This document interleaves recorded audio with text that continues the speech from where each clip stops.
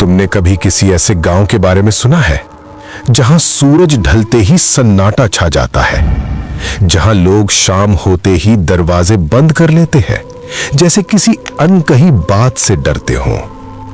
ऐसा ही एक गांव था, देवपुर। छोटा सा गांव, मिट्टी के घर, पुराने पेड़, लेकिन उसके बीचों बीच खड़ा था एक पत्थर का मंदिर। नाम था शिवालय। कहते हैं किसी राजा ने बनवाया था वो मंदिर, पर अजीब बात यह थी वो राजा कभी उस मंदिर को देखने नहीं आया। कोई नहीं जानता क्यों। गांव वाले कहते थे, अरे भैया जी, वो मंदिर की घंटी अपन आप बजत है। कभी किसी ने उसे छुआ नहीं, फिर भी रात के सन्नाटे में वो टन टन की आवाज गूंज उठती, और जैसे ही वो आवाज आती पूरा गांव थम जाता था। कुत्ते भौंकना बंद कर देते, हवा एकदम ठंडी पड़ जाती, और लोगों के दिलों की धड़कन एक पल को रुक सी जाती थी। कई घरों में औरतें अपने बच्चों को सीने से लगा लेती, बूढ़े दरवाजे की कुंडी कसकर बंद कर देते। कोई बाहर झांकने की हिम्मत नहीं करता था। कहते हैं जो भी उस वक्त बाहर होता उसे महसूस होता जैसे कोई पीछे से देख रहा हो। कोई नहीं जानता था कि वो आवाज कहां से आती है।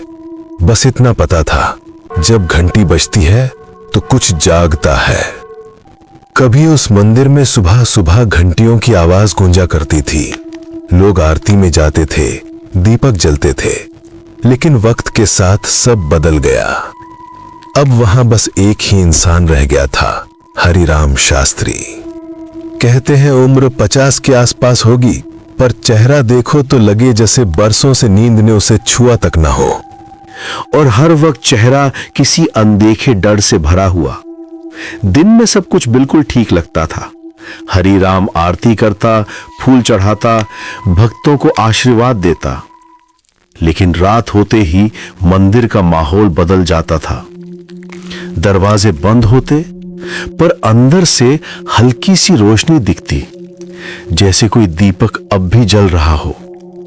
और कभी कभी हवा के साथ कोई धीमी सी आवाज तैरती हुई बाहर आती, जैसे कोई मंत्र नहीं बल्कि कोई फुसफुसाहट। कई लोगों ने कहा कि उन्होंने हरिराम को रात में खुद से बातें करते देखा है, जैसे कोई उसके सामने खड़ा हो, लेकिन वहां कोई नहीं होता। गांव की औरतें धीरे से कहती, रात में मंदिर मत जाना, वहां अब भगवान नहीं रहते। कहते हैं हरिराम के पिता भी इसी मंदिर के पुजारी थे। बहुत श्रद्धालु, शांत स्वभाव के इंसान। हर शाम जब वो मंदिर की घंटी बजाते तो पूरा गांव थम जाता था। हवा में भक्ति की खुशबू घुल जाती थी। लेकिन एक रात सब कुछ खामोश हो गया। न आवाज, न कोई निशान। सुबह जब लोग मंदिर पहुंचे तो दरवाजा खुला था। दिए अब भी जल रहे थे, पर अंदर कोई नहीं था। उस रात के बाद से मंदिर की हवा बदल गई। अब वहां भक्ति नहीं, डर था। जब भी हवा चलती, घंटी बिना छुए हिल जाती थी। लोग कहते थे वो गया नहीं, वो अब भी यहीं है। हरिराम से सबने कहा, बेटा ये मंदिर छोड़ दे, अब ये जगह पवित्र नहीं रही। लेकिन वो बस शांत होकर कहता, मैंने देवों से वचन लिया है, यहां से नहीं जाऊंगा। धीरे धीरे लोगों की बातें भी डर में बदल गईं। कोई कहता, अरे भाई, अब वो भगवान की नहीं, किसी अंधेरे देव की पूजा करता है।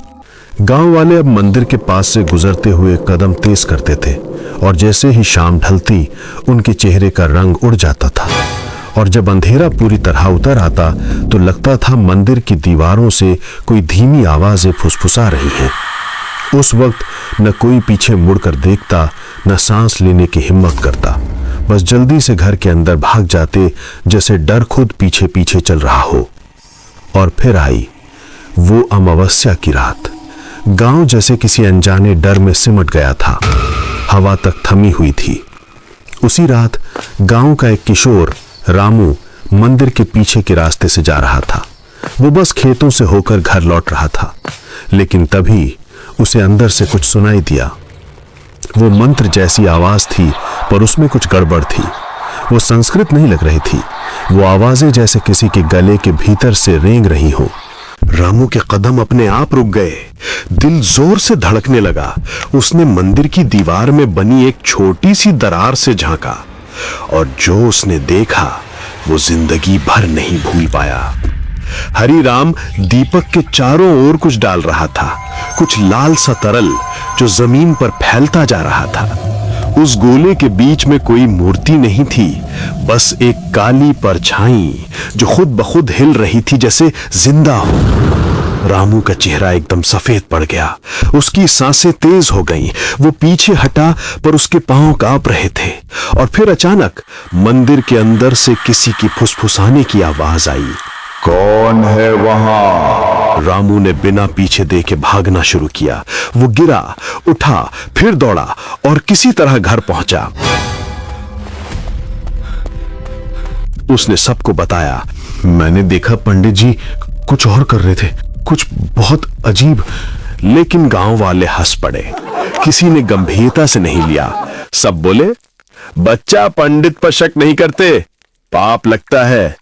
पर उस रात के बाद किसी ने भी उस मंदिर के रास्ते से अकेले जाने की हिम्मत नहीं की। और उसी रात से देवपुर में डर जैसे बस गया। गांव पर एक अजीब सी खामोशी छा गई। रातें लंबी लगने लगी, हवा में सर्दी बढ़ गई और लोगों को लगता जैसे हर कोने में कोई छिपा सांस ले रहा हो। पहली रात गोपाल का बैल खेत में मरा मिला। उसकी गर्दन पर जलने के निशान थे, जैसे किसी ने आग से जला दिया हो। गांव वाले बोले, मुझे लगता है बिजली गिरी होगी। पर सब जानते थे कि उस रात आसमान एकदम साफ था। दूसरी रात शंभू की बेटी, जो बस 8 साल की थी, नींद में उठी, बिना कुछ बोले मंदिर तक चली गई। सुबह जब लोगों ने पूछा तो उसने मासूमियत से कहा, मुझे कुछ याद नहीं, बस किसी ने कहा था कि आरती का समय हो गया है। ये सुनते ही लोगों के अंदर डर का माहौल छा गया। और तीसरी रात मंदिर के बगल वाले बरगद के पेड़ से लगातार पत्ते गिर रहे थे। हालांकि हवा बिल्कुल नहीं चल रही थी। जब एक किसान पास गया तो देखा पेड़ की टहनियों पर दर्जनों छोटे छोटे दिए लटके थे, जो किसी ने जलाए भी नहीं थे। घंटी की आवाज अब हर रात सुनाई देने लगी थी। हरि राम की आरती के साथ साथ कोई और भी गा रहा था। वही लय, वही शब्द, पर आवाज इंसानी नहीं थी। धीरे धीरे गांव वाले उस आवाज को सुनकर कांपने लगे। किसी को नींद नहीं आती थी, बच्चे रोते रहते और बुजुर्ग कहते, ये आरती नहीं, बुलावा है। आखिर सरपंच ने फैसला लिया कि अब बस मंदिर बंद करना ही पड़ेगा। अगले दिन सुबह होते ही सरपंच कुछ गांव वालों को लेकर मंदिर पहुंचा। लोग धीरे धीरे आगे बढ़े और देखा मंदिर के दरवाजे के सामने राख की एक सीधी रेखा बनी हुई थी। हरि राम वहीं खड़ा था, सफेद कपड़ों में, पर चेहरा वैसा नहीं था जैसा पहले हुआ करता था। आंखें लाल और होठों पर एक हल्की मुस्कान। उसने शांत आवाज में कहा, जिसने इस रेखा को पार किया, सूरज उसके लिए दोबारा नहीं उगेगा। किसी ने कुछ नहीं कहा। लोगों के पैर अपने आप पीछे हटने लगे। दिल जोर जोर से धड़क रहा था। किसी की हिम्मत नहीं हुई नजदीक जाने की। सबके चेहरे पर सिर्फ एक ही चीज थी, डर। वो डर जो आंखों से नहीं, आत्मा तक उतर जाए। उसके बाद दिन बीतते गए, पर गांव में सन्नाटा और गहरा होता गया। धीरे धीरे मौतें शुरू हुई। पहले जानवर, फिर इंसान। हर बार एक ही निशान मिलता, गले पर जलन, जैसे किसी ने जलता हुआ हाथ रख दिया हो और फिर कभी हटाया ही ना हो। रात पूरी तरह काली थी, बिना चांद, बिना हवा। बस दूर कहीं से आती वो आवाज जैसे किसी को बुला रही हो। गांव के 5 लोग, गोपाल, रामू, शंभू और 2 और, कांपते हाथों में मशाले लिए मंदिर की ओर बढ़े। किसी ने कहा, आज जो भी हो इसे खत्म करके रहेंगे। पर किसी के कदमों में भरोसा नहीं था।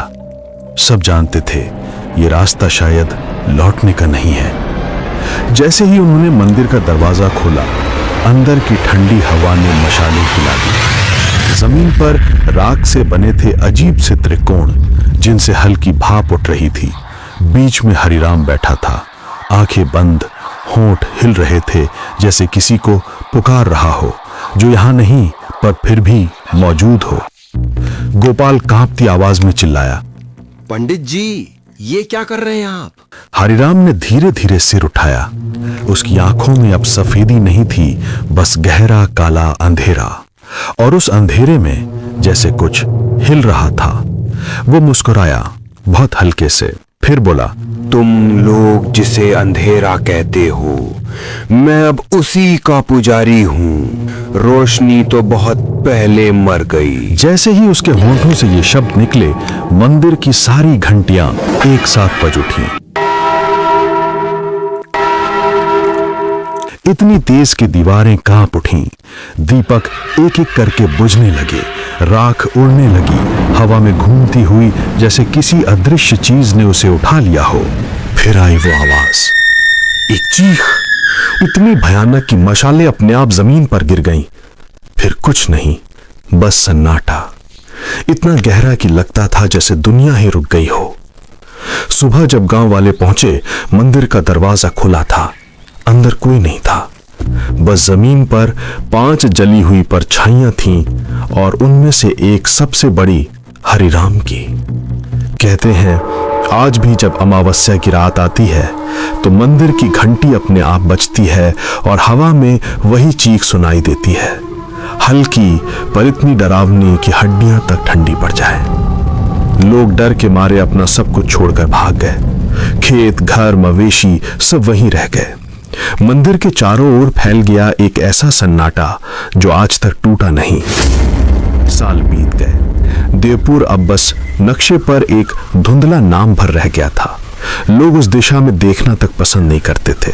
मंदिर का नाम लेना तो दूर की बात थी। लेकिन फिर 1970 की एक सुबह शहर से कुछ अफसर आए, हाथों में नक्शे, दिमाग में जिज्ञासा और दिल में जरा भी डर नहीं। कहते थे कि पुराना मंदिर है, शायद नीचे कोई ऐतिहासिक धरोहर छिपी हो। गांव के बुजुर्गों ने बहुत समझाया कि उसे मत छेड़ो, जो खुद जागा हुआ है, पर उन्होंने हंसकर बात डाल दी। खुदाई शुरू हुई। पहले मिट्टी निकली, फिर पत्थर, और फिर नीचे से एक अजीब सी खोखली गूंज सुनाई दी, जैसे जमीन के भीतर कोई सांस ले रहा हो। उन्होंने फावड़ा जोर से मारा और अचानक सामने खुल गया एक पत्थर का कमरा, बिल्कुल सूखा, जैसे सदियों से वहां हवा तक ने कदम न रखा हो।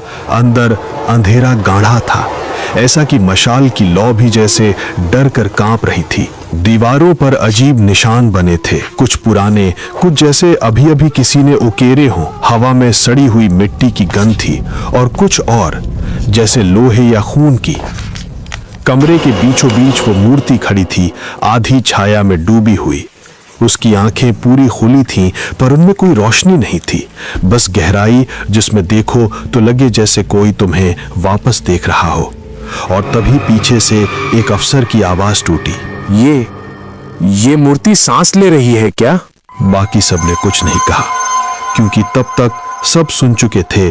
पत्थर के नीचे से आती वो धीमी सी धक धक धक, जैसे जमीन के अंदर कुछ जिंदा था। रात में वो अफसर देर तक अपनी रिपोर्ट टाइप करता रहा। कमरे में बस टेबल लैंप की पीली रोशनी थी। टाइपराइटर पर उसकी उंगलियां थम गईं, और आखिरी लाइन पर लिखा रह गया, सब्सक्राइब। उसके बाद टाइपराइटर अपने आप चलने लगा। सुबह कमरे का दरवाजा अंदर से बंद मिला। जब तोड़ा गया, हवा भारी थी, जैसे भीतर किसी ने सांसें रोक रखी हों। कुर्सी पर वही अफसर था, चेहरा नीला, आंखें पूरी खुली, होंठ आधे खुले, जैसे कुछ कहने की कोशिश में जम गया हो। उसकी उंगलियों में वही राख चिपकी थी जो मंदिर की दीवारों पर थी। साथ गए 2 मजदूर कहीं नहीं मिले। बस मंदिर के पास पड़ी थी एक टूटी हुई घंटी, जो बिना हवा के भी धीरे धीरे हिल रही थी। आज भी अगर तुम देवपुर के रास्ते से गुजरो तो हवा कुछ ज्यादा ठंडी लगती है, जैसे कोई अदृश्य सांसें तुम्हारे गले से टकरा रही हो। पेड़ हिलते नहीं, लेकिन उनकी परछाइयां जमीन पर ऐसे रेंगती हैं जैसे कुछ तुम्हारे साथ साथ चल रहा हो। रात वहां जल्दी उतरती है और सन्नाटा इतना गहरा होता है कि तुम्हें अपनी ही धड़कन भारी लगने लगती है। और फिर कहीं दूर से वो आवाज आती है, धीमी, टूटी हुई पर साफ, घंटी की नहीं, किसी मंत्र जाप की।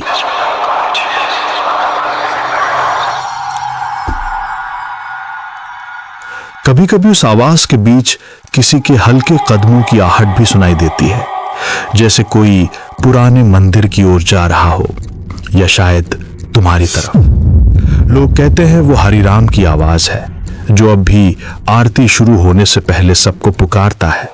और अगर उस वक्त तुम्हें ठंडी हवा तुम्हारे कान के पास से गुजरती महसूस हो, तो समझ लेना वो तुम्हारे बहुत करीब है।